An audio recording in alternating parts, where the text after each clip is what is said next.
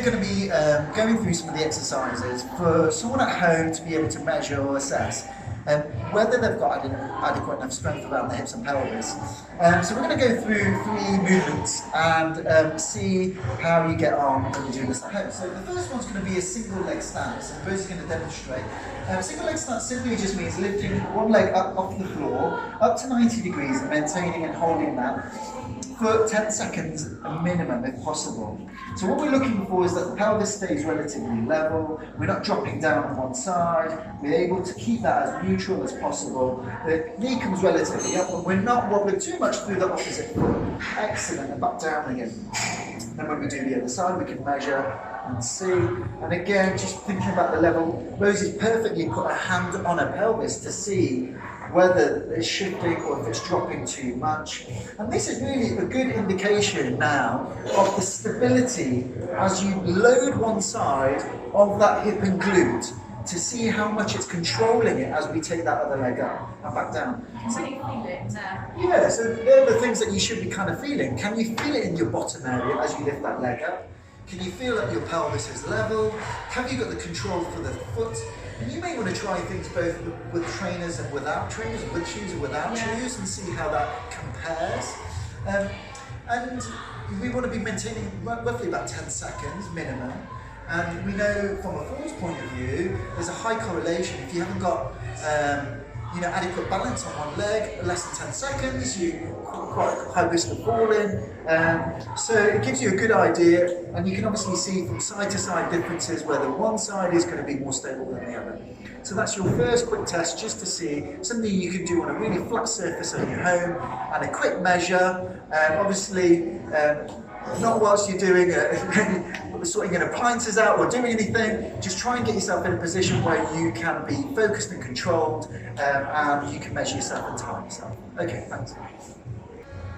Okay, so test number 2 is a really good functional test. It's called a sit to stand, and it's exactly what it says. You're literally going to go from a sitting position up to a standing position, just as Rosie's going into it, and then back down again.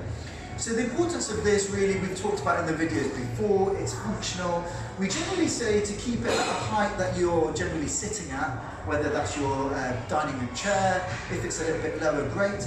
And Rosie's coming into this position where she takes her hands off the side of a chair, she comes up, again, weight forwards, controlling up into a stand, and then control back down again. So it is a control up and a control, it's not a fall back down again. And again, when you're doing it, make sure you're not leaning against the back of the chair, you come into the front edge of it, and then back down again.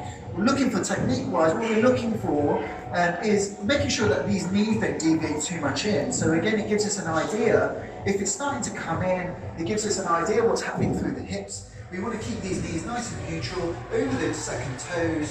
The weight is evenly be able to come forwards, we're able to push through the bottom and stand nice and tall.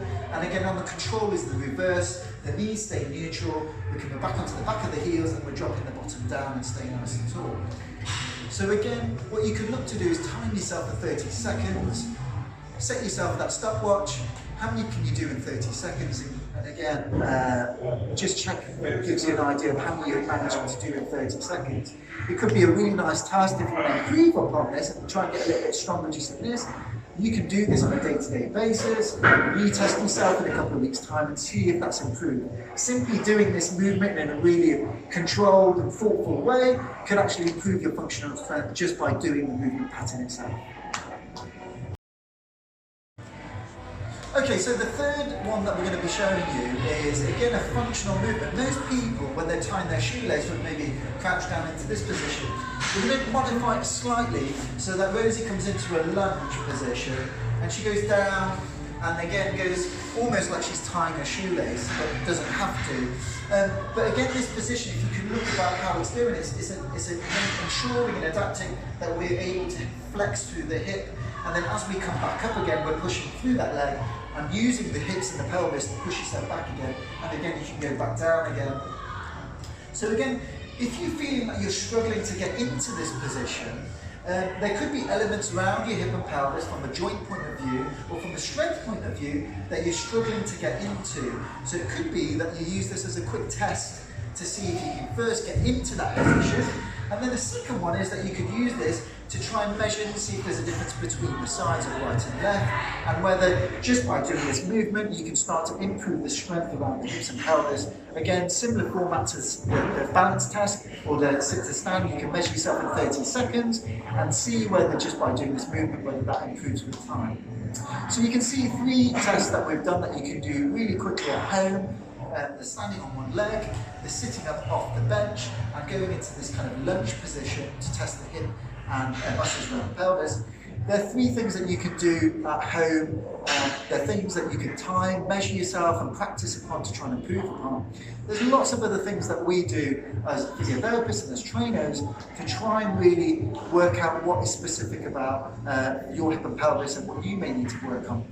But hopefully this is giving you a bit of advice, a bit of help to try and get you started. And if there is more information and if you'd like to know a little bit more specific to yourself, then do please contact in or put a comment on and we can try and get back to you. Okay, thank you.